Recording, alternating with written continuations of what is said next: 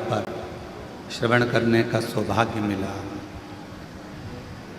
यजमान परिवार तो किस्मत वाले हैं ही, पर साथ में आप सब भी बड़े भाग्यशाली हो जो इस पवित्र कथा का लाभ ले रहे हैं। शिव जी की कृपा से, करुणा से कथा चालू नहीं हुई जब तक जलवृष्टि भी नहीं हुई, रुकी हुई थी। और कथा चालू होते से ही इंद्रदेव ने कृपा करना प्रारंभ करी और जलवृष्टि प्रारंभ हुई। बहुत सारे पंडाल आप लोगों के बैठने के लिए लगाए गए, पर भीड़ अधिक है। इसलिए निवेदन है कि जो धर्मशाला में जगह है, जो धर्मशाला बन रही है, अन्य धर्मशालाएं जो बन रही हैं उसमें जो जगह है, उन सभी जगह में आप आराम से बैठकर कथा का लाभ ले सकते हैं। ये पर्व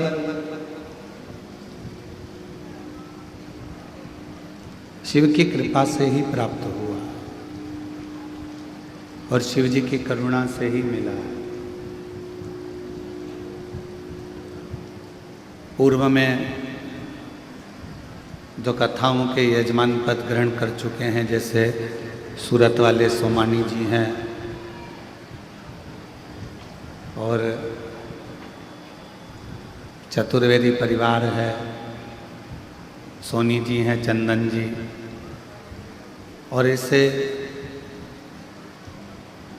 बहुत सारे यजमान परिवार इस पवित्र कथा को श्रवण करने के लिए आए हैं, जो पूर्व में कथा के यजमान पद ग्रहण कर रहे हैं।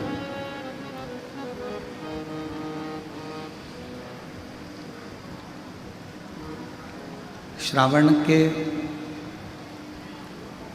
प्रारंभ होने पर ये पवित्र कथा आप जो श्रवण कर रहे हैं,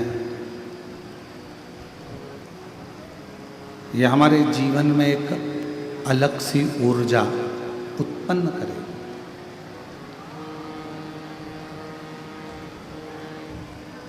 एक गुरु का और एक कथा का यही काम है।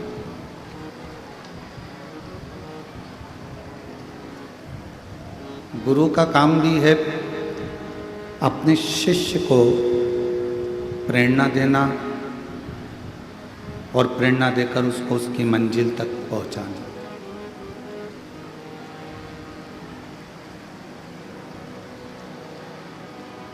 शिव महापुराण का भी यही कार्य है।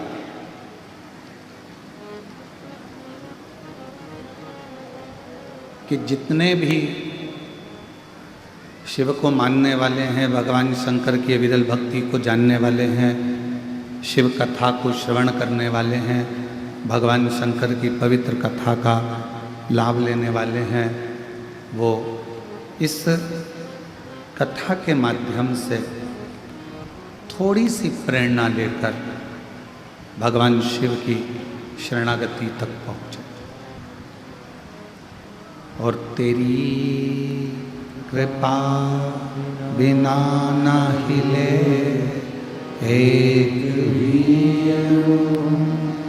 लेते हैं श्वास, तेरी कृपा से तनु तनु बखान क्या करूं मैं, राखों के ढेर का चपटी भभूत में खजाना कुबेर का, हे गंगाधर मुक्ति द्वार ओमकार तू, भोले ओमकार तू, आयो शरण दिया शंभु तार तार तू। गुरु का भी यही काम है और शिव का भी यही काम है। गुरु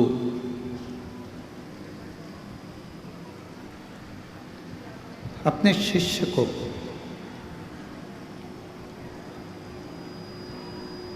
उसकी मंजिल तक पहुंचाने का कार्य करता है। शिव महापुराण की कथा अपने श्रोता को शिव जी के चरणों तक पहुंचाने का काम करती है। अब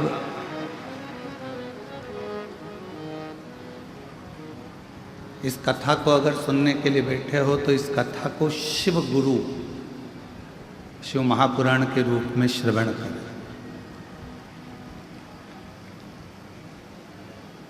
और आज कथा के पंडाल में बैठे हो, कंकर शंकर बाबा की धरा पर बैठे हो, तो ये मानकर बैठना कि अपने पिता के घर में भी बैठे हो और अपने गुरु के घर में भी बैठकर इस कथा का लाभ।